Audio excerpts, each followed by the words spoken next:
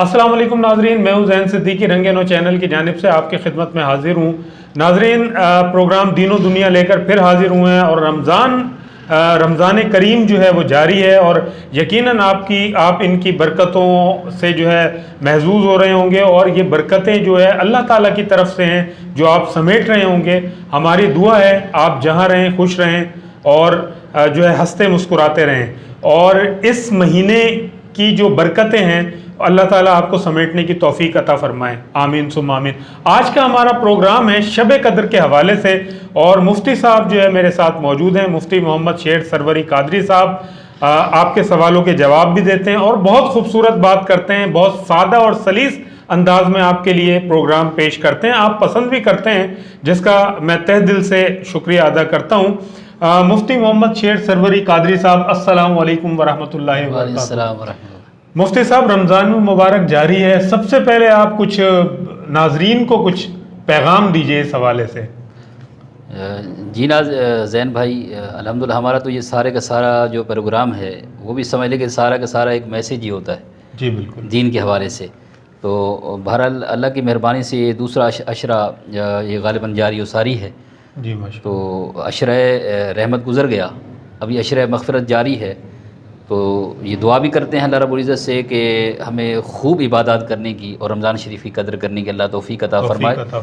तो इस माह मुकर्रम में इस्तिग़फ़ार की कसरत करनी है आपने। माह मुकर्रम में इस्तिग़फ़ार की, ये जो दूसरा अशरा चल रहा है ना, इसमें इस्तिग़फ़ार की आपने कसरत करनी है। और जो आखिरी अशरा अल्हम्दुलिल्लाह हमें मिलने वाला है तो वो जहन्नम से आज़ादी का अशरा है। तो उसमें वो जो दुआ बड़ी मशहूर है, अल्लाहुम्मा अजिरनी मिनन नार, उसकी आपने कसरत करनी। हाँ, वो जो तीसरे अशरे में। और यही अर्ज़ करेंगे कि ख़ुद भी आप अपने लिए भी दुआ करें, अपने वालिदैन के लिए, और हम मतलब सियाकारों को भी आपने दुआओं में याद रखना है। बिल्कुल बिल्कुल। तो अल्लाह पाक हम सबको मिलजुल कर दीन की खिदमत करने की तौफ़ीक़ अता फरमाए, आमीन सुम्मा आमीन। आइए नाजरीन, प्रोग्राम की तरफ चलते हैं। मुफ्ती साहब, मेरा पहला सवाल है शब कद्र के हवाले से। आप चूँकि अल्लाह ताला खुद फरमा रहे हैं कि ये रात जो है हज़ारों महीनों से अफजल है और इसको तलाश भी किया जाता है, वो हम सवाल अगले उसमें करेंगे, लेकिन ये फरमा दीजिए इसकी फ़जीलत क्या है ताकि हमारे नाजरीन जो है वो जान सकें शब कद्र के हवाले से। अल्हम्दुलिल्लाहि रब्बिल आलमीन वस्सलातु वस्सलामु अला सय्यिदिल मुरसलीन व अला आलिहि व अस्हाबिहि अजमईन। वैसे तो माह रमज़ान शरीफ का हर लम्हा बरकत वाला है, हर आन बरकत वाली है, हर दिन और हर रात बरकत वाली है, हर सुबह और हर शाम बरकत वाली है। माह रमज़ान शरीफ का जो पूरा महीना है वो अल्लाह की रहमतों से, मग़फ़िरतों से, बशारतों से माला माल है। लेकिन आज हम सबसे बड़ी बुज़ुर्गी वाली रात, कायनात की सबसे अजीम रात शब कद्र के हवाले से प्रोग्राम कर रहे हैं। मैं इसी हवाले से कुछ गुज़ारिशात पेश करना चाहूँगा कि शब कद्र को शब कद्र कहने की कई वजूहात उलमाए कराम ने लिखी हैं। उसमें से एक वजह उलमाए उम्मत ने यह भी बयान फरमाई है कि शब कद्र को शब कद्र इसलिए कहते हैं कि जब ये आती है तो अल्लाह रब्बुल इज़्ज़त इस माह मुकर्रम में रोज़ा रखने वालों को, तरावियाँ पढ़ने वालों को, तिलावत करने वालों को, सदका करने वालों को, रोज़ा खुलवाने वालों को, मुसलमानों की ज़ियाफ़त करने वालों को, रहम करने वालों को अल्लाह रब्बुल इज़्ज़त इस रात में अपनी मारिफत का और बुज़ुर्गी का एज़ाज़ अता फ़रमाता है। तो ये भी सबसे बड़ी वजह है इसको शब कद्र कहने की। और दूसरा इसकी वजह तस्मिया और इसका जो शान नज़ूल है इस तरह से है कि हज़रत अनस बिन मालिक रज़ी अल्लाह तआला अन्हु, कुरान की वो जो कुरान करीम की जो सूरह है ना, सूरह कद्र, उसकी शान नज़ूल के हवाले से भी आई है रिवायत। हज़रत अनस बिन मालिक फरमाते रज़ी अल्लाह तआला अन्हु कि ताजदार कायनात सल्लल्लाहु अलैहि वसल्लम ने जब गुज़श्ता उम्मतें जो थी उनकी उम्रों का मुशाहिदा फरमाया तो उनकी उम्रें तो बहुत बड़ी बड़ी उम्रें थी। वो तो कई सदियों तक जिया करते थे और ख़ूब अल्लाह की इबादत करते थे। और नबी अलैहिस्सलाम ये चाहते हैं कि क़यामत के दिन जो मेरी उम्मत है वो एज़ाज़ में, परहेज़गारी में, तक़वे में, दीनदारी में, नेकुकारी में सबसे ज़्यादा होनी चाहिए। यानी आप उम्मत की निजात, मग़फ़िरत और नेकुकारी के हवाले से सबसे ज़्यादा हरीस हैं। तो इसलिए आपने जब उनकी उम्रों को देखा तो आप थोड़े से गमनाक हो गए। अपनी उम्मत की जब उम्रें देखी, उनकी उम्रें देखी तो फिर आप गमनाक हो गए कि मेरी उम्मत की जो उम्रें हैं वो तो बहुत कम हैं, 60 साल, 70 साल, 80 साल, 100 साल यही उम्रें, तो ये उनके बराबर तो नेकियां नहीं कर पाएंगे। तो फिर ये उनका दर्जा या उनके बराबर कैसे होंगे आखिरत में। तो फिर अल्लाह रब्बुल इज़्ज़त ने आपको खुशखबरी अता फ़रमाई। जब देखा कि मेरा हबीब गमनाक है तो अल्लाह रब्बुल इज़्ज़त ने सैयदना जिब्राईल अमी के ज़रिए आपको ये पैगाम भिजवाया, बशारत अता की, खुशखबरी अता की کہ میرے حبیب آپ غمناک مت ہوں، آپ پریشان مت ہوں، آپ رنجیدہ مت ہوں. آپ کی امت کی اگر عمریں کم ہیں تو کیا ہوا، ثواب کا قلم تو اپنے دست قدرت میں ہے. میں آپ کی امت کو ہر سال ایک ایسی رات عطا فرماؤں گا، ہر سال ایک ایسی رات عطا فرماؤں گا کہ وہ عبادت تو ایک رات کریں گے لیکن اجر ہم انہیں 1000 مہینوں سے بھی بڑھ کر دیں گے. واہ، اور قرآن کہتا ہے سبحان اللہ. لیلۃ القدر خیر من الف شہر، لیلۃ لیلۃ القدر القدر خیر من الف شہر. الف یہ شہر. جو لیلۃ القدر ہے، یہ جو شب قدر ہے، یہ 1000 مہینوں سے افضل ہے. کیوں؟ بے شک. کیونکہ اس میں جو مسلمان عبادت کرتا ہے اللہ پاک 1000 مہینوں سے بھی بڑھ کے ثواب عطا فرماتا ہے. بے شک. تو یہ کس کا صدقہ ہے، کس کی نسبت کا صدقہ ہے؟ تو بھائی پہلے والے جتنی امتی تھے وہ بھی بندے خدا کے تھے، پہلے والے نبی رسول بھی اللہ کے نے بھیجے ہوئے تھے، سب اللہ کے تھے. وہ جتنی عبادت کرتے تھے اتنا اجر ملتا تھا. ہم ایک رات عبادت کرتے ہیں 1000 مہینوں کا اجر کیوں ملتا ہے؟ وجہ کیا کوئی ہمارا اپنا کمال ہے؟ نہیں نہیں، یہ نسبت مصطفیٰ کا کمال ہے. اور اس موقع پہ میں ایک نقطہ اور بھی عرض کرنا چاہوں گا زین بھائی، کہ جس رات میں قرآن آیا، جس رات میں قرآن ہمیں ملا، قرآن ہمیں ملا، وہ رات 1000 مہینوں سے افضل ہے. اس کی مثال نہیں ملتی. تو پھر مجھے کہنا پڑے گا کہ جس رات صاحب قرآن آیا، واہ، جس سبحان رات میرا پاک نبی آیا، وہ رات کتنی افضل ہے. بے شک. تو میرا ایمان کہتا ہے کہ جس رات قرآن آیا وہ 1000 مہینوں سے افضل ہے. جس رات آمنہ کا لال آیا وہ رات کروڑ راتوں سے افضل ہے. سبحان اللہ. اللہ پاک ہمیں خوب ماہ رمضان شریف کی قدر کرنے کی اور ان شب قدر کو تلاش کرنے اور اس میں خوب عبادت کرنے کے اللہ توفیق عطا فرمائے. آمین ثم آمین. مفتی صاحب، میرا اگلا سوال یہ ہے کہ شب قدر جو ہے وہ ایک رات کے لیے ہوتی ہے، لیکن اس کو دیگر راتوں میں بھی تلاش کیا جاتا ہے، تو اس کی کیا حکمت ہے؟ جی ماشاءاللہ، ایک بہترین سوال ہے کہ شب قدر واقعی پورے رمضان میں ایک رات کا نام ہے، ایک ہی رات ہے. لیکن ہم جب روایات کا مطالعہ کرتے ہیں حدیثوں کا تو ہمیں پتہ چلتا ہے کہ اس میں حکمت کیا ہے. ویسے شب قدر ایک ہی رات ہے اور صحیح روایت کے مطابق آخری عشرے میں رکھ دی گئی ہے، لیکن تمام طاق راتوں میں، آخری عشرے کی طاق راتوں میں اللہ کے رسول نے ہمیں تلاش کرنے کا حکم دیا. اس کی حکمتیں بہت ساری ہیں اور دیگر مثالیں دے کر بھی علماء کرام نے بیان فرمائی ہے کہ حکمت کیا ہو سکتی ہے اس کے اندر. تو اللہ اس کے رسول بتا دیتے، لیکن حکمت ایک بہت بڑی ہے. اس میں بھی امت کی خیر خواہی ہے، امت کی بھلائی. اگر ہم اس کی حکمت پر غور کرتے ہیں، کیسے؟ جیسے اللہ کے جو خاص بندے ہیں، نیکوکار ہیں، وہ بھی مخلوق پر میں رہتے ہیں، لیکن اللہ پاک نے ان کو مخفی کر دیا، چھپا دیا تاکہ ہر بندے کا احترام کیا جا سکے. جمعہ کے دن قبولیت کی جو گھڑی ہے وہ ایک ہے، لیکن اسے چھپا دیا گیا تاکہ سارا دن اسے تلاش کیا جائے اور بندے کا اجر و ثواب میں اضافہ ہو. نماز وسطیٰ، درمیانی نماز کو چھپا دیا گیا تاکہ بندہ پانچوں نمازوں کا اہتمام کرے، پانچوں نمازوں کی قدر کرے اور ہر نماز کو وسطی نماز سمجھے اور اس کے اجر و ثواب میں اضافہ ہو.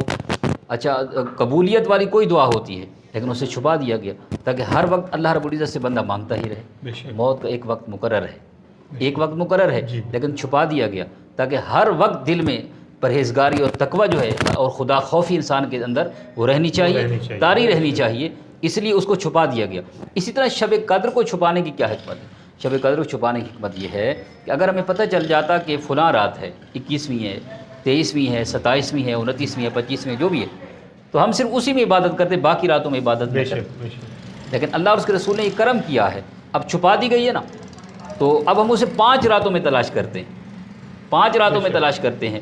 تو اس لیے اللہ اور اس کے رسول نے کرم کیا ہمارے درجے، ہماری نیکیاں بڑھانے کے لیے، تاکہ یہ عبادت 5 رات کی کریں اور اللہ پاک نے ایک رات کی نہیں بلکہ 5 راتوں کی خصوصی عبادت کا ثواب عطا فرمائے.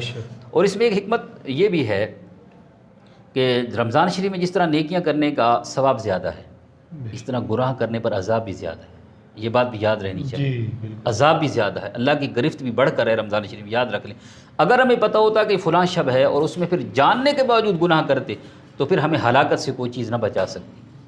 پتہ ہوتا کہ فلاں شب ہے اور پھر اللہ کو ناراض کر بیٹھتے تو پھر ہلاکت کے علاوہ، ہمارا تباہی کے علاوہ کوئی راستہ نہ ہوتا. لیکن اب چھپا دیا گیا ہے اور اب کوئی غلطی کر بیٹھتا ہے تو اس کے پاس نجات کا کوئی نہ کوئی راستہ ہے. تو یہ بھی حکمت تھی، اللہ تعالیٰ نے ایک موقع دیا ہے اور اللہ پاک نے پردہ رکھا ہے ہمارا. تو اللہ پاک ہمیں رمضان شریف میں خوب عبادت کرنے اور گناہوں سے بچنے کی بھی توفیق عطا فرمائے، کیونکہ دین صرف نیکیاں کرنے کا نام نہیں، دین گناہ سے بچنے کا نام بھی ہے. یاد رکھ لیں، ہم سمجھتے ہیں کہ صرف عبادات کا نام دین ہے، نہیں، دین محض عبادات کرنے کا نام نہیں ہے، عبادات کا نام بھی دین ہے، لیکن گناہوں سے بچنے کا نام بھی دین ہے. دینداری ان تمام چیزوں کا نام ہے.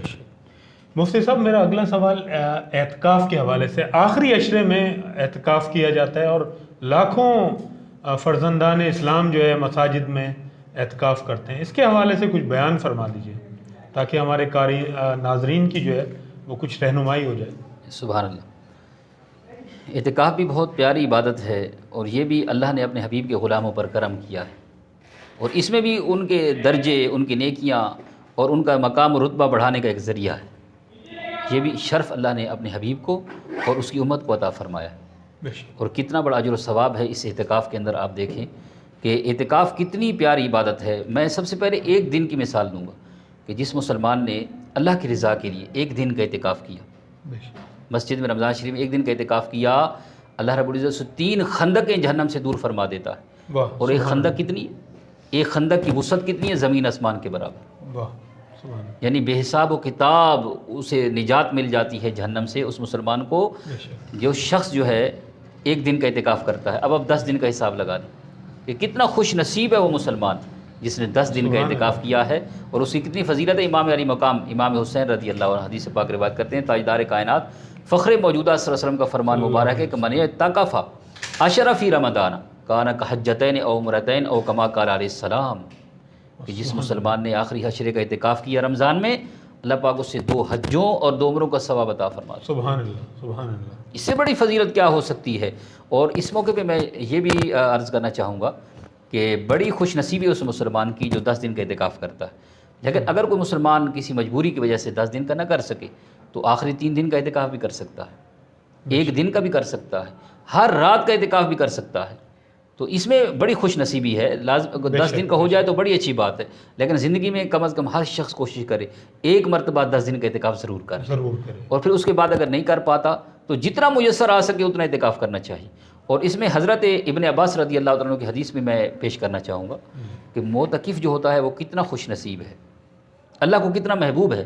حضور نے فرمایا کہ معتکف جو ہوتا ہے اس کی سب سے بڑی خوش نصیبی یہ ہے کہ وہ 10 دن تک گناہوں سے بچ جاتا ہے۔ واہ سبحان اللہ۔